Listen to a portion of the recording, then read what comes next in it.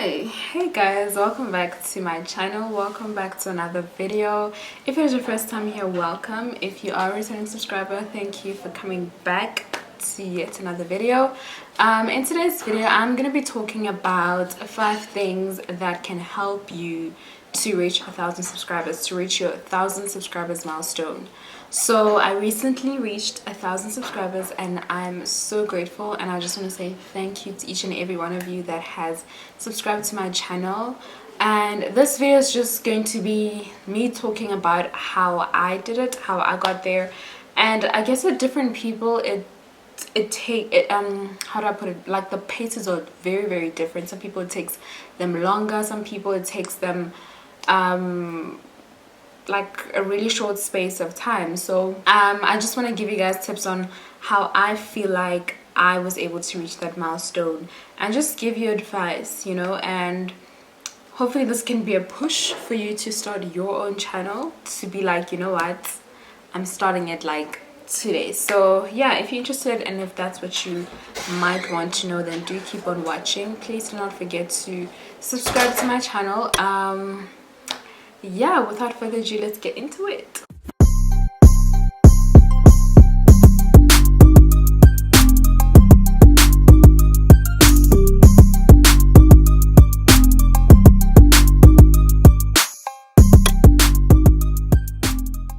So yeah, I made a couple of the notes on my cell phone so that I don't forget what I want to say, because I know sometimes my train of thought just gets lost and I keep on rambling. So yeah, let's get into it. So the first thing that I would say, how to reach 1,000 subscribers and also starting your own channel kind of advice, is number 1, to be authentic. Okay, I know that that's probably an advice or a tip that you probably hear from a lot of other YouTube channels, and you're just like, yeah, that's the basics, yeah, we know that. But I cannot emphasize this, because as much as like the other person probably can't really see you, they can definitely feel your energy. So you can't today be this bubbly person and then tomorrow it's like it's changed, you understand? And when I started YouTube, I was like, I didn't know if I was made for the YouTube space, because I'm an introvert, so I'm naturally a very quiet person, you know, by nature I'm very quiet. So I was like, I feel like YouTube is mostly for people who have the personality, who you know, are loud and passionate and out there. But no, really there are some introverts that are killing it in the YouTube space, and it doesn't matter as long as you're authentic and true to yourself. So that's the first advice that I can definitely give you. Also be authentic in terms of your content, like what you actually like. Don't like watch everyone else do something then you're just like, okay, I'm gonna follow and do that. I mean, I know there's trends and it helps with views and the algorithm, and that's a great thing, but don't lose yourself in the process, you know what I mean? Like, yeah, you guys know what I mean.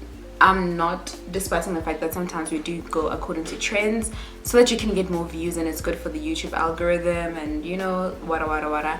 But it's always good to always stay true to yourself and to not forget why you do what you do and what you're actually doing, you know, or what your channel is about. So yeah, that's the tip number 1. And then tip number 2, I would say, is to have an upload schedule. So this is something that I'm still figuring out myself. I'm not gonna lie, like sometimes I'm not very consistent, and when I am consistent I don't really have a schedule. But I've seen how effective having an upload schedule is with other YouTube channels.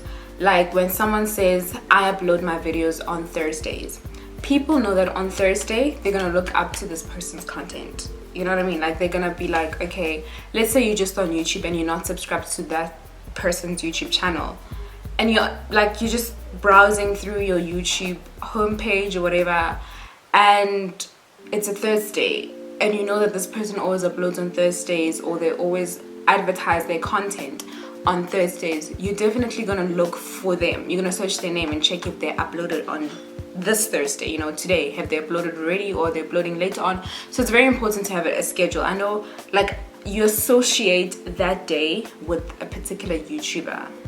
Trust me, it does work.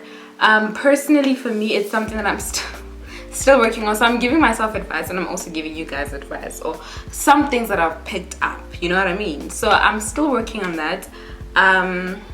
It's just because of school and everything, my things just mash up, and that's a story for another day. But from me to you, my advice, if you're starting a channel, have an upload schedule. Okay, cool. I'm like a parent that gives their kids advice and then I don't follow it. But I'm gonna try. I'm really gonna try. And then the third tip that I can have is one of the most important tips ever. It is to have a niche and to stick to it. Trust me, like it's very, very important to have a niche and to actually stick to that niche. Do you understand what I'm trying to say? Simply because sometimes you get lost in just creating content, and people like to subscribe according to what they're also passionate about. So if I'm a makeup fanatic, I'd love to see someone who creates a lot of primarily based makeup tutorials. So I don't want to subscribe to someone's channel unless maybe they're famous or the talk and everything. But I don't want to subscribe to someone's YouTube channel and this person is all over the place, but I want makeup content. Do you understand? So you want to keep the balance, and you want to make sure that this person's channel is actually according to your interests as well. So having a niche is also important. So a niche is just something that you do particularly. So for example, my channel is mainly associated with makeup. Yes, I do vlogs, I do lifestyle content, I do traveling content, I do what else do? I do hair tutorials. I do sometimes I think I filmed 1 or 2 fashion videos, and I do want to still release more fashion videos. So it looks like it's all over the place, but it's mainly makeup. When someone thinks of Naledi, they think of makeup, or Naledi's channel, they think of makeup, right? So it's very important to have a niche. It's very good for marketing, and it's also very good for someone to associate you with that, to make sure that they look for that. The second last tip that I can give you is do content that you are passionate about. So it kind of goes with the niche, and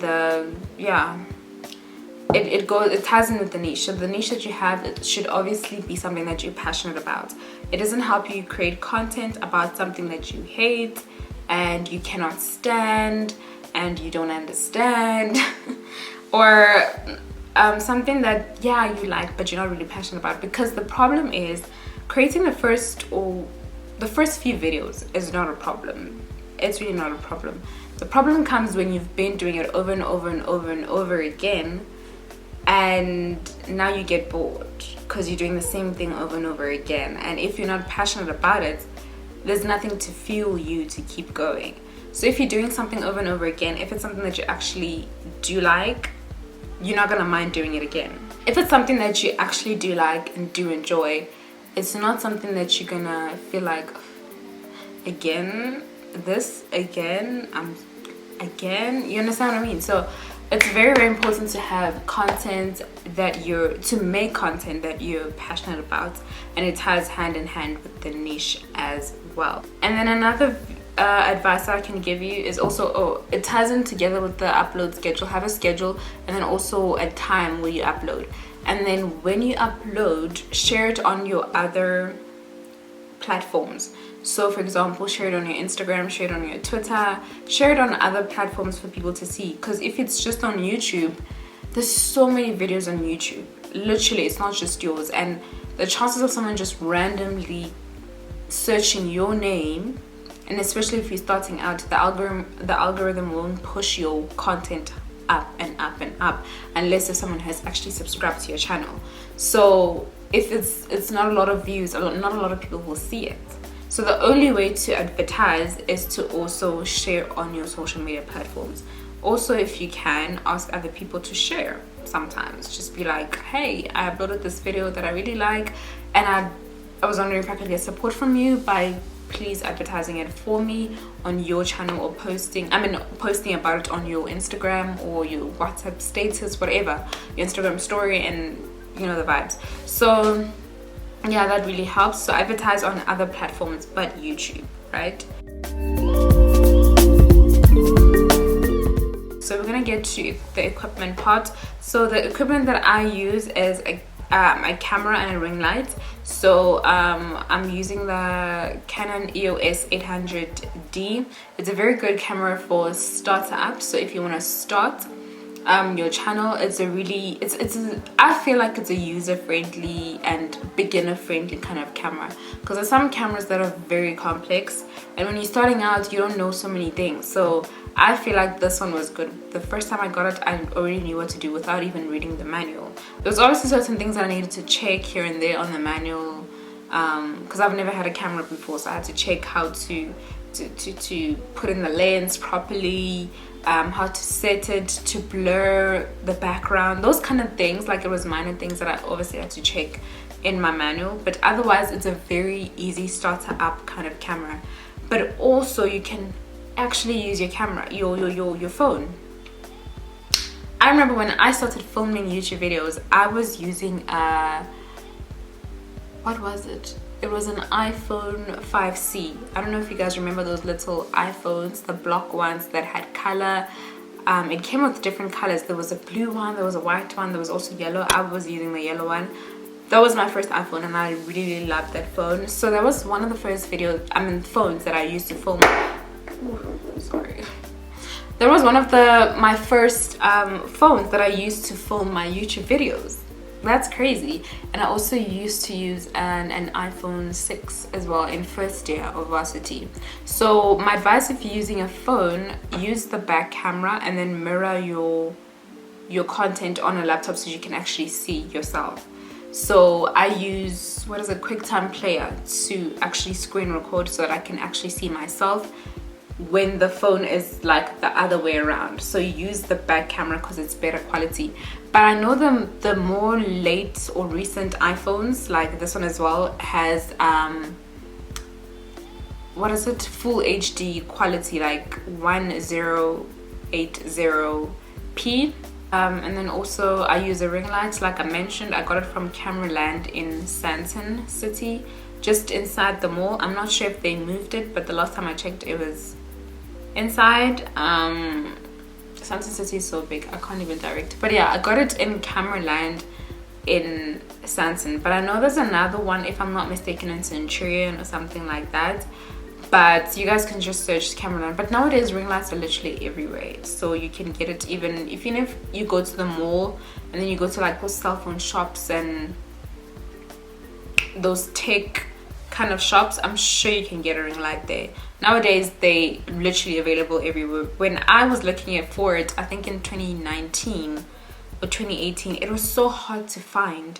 It was really so hard to find. There was a point where I was thinking of buying it online, but I was very skeptical because I was scared that what if my money goes, So my dad actually ended up getting it for me in Sandton City. So yeah, it's advisable to actually go to the place and buy instead of buying online, because some places are shady, unless if you're sure that someone else has ordered from that particular place. So yeah, that is it. I hope this was helpful to you guys. I know reaching the 1,000 subscribers milestone is not easy for everyone. Not everyone will do it in one day. Some people, especially people who have a lot of followers, they'll just post and be like, I'm starting my own channel, and then within 3 days already they're at like 10,000 subscribers. So it depends from person to person, and some people it takes longer, some people it could literally take a few seconds, literally, depending on who you are and what you do. When I started my YouTube channel, I didn't have a lot of followers. As a matter of fact, I think I probably had under 500. I think I had 300. That sounds so sad. I had 300 followers, and obviously not all of your followers are gonna subscribe, you know what I mean? So it takes time for some people, but I want to motivate you. If you have started, do keep on going. It does get better over time, and try your best. Whatever your best means to you, do that. So yeah, thank you guys for watching this video. I've been rambling too much. I don't want this video to be very long. I hope you enjoyed it. Thank you to everyone that's been so supportive.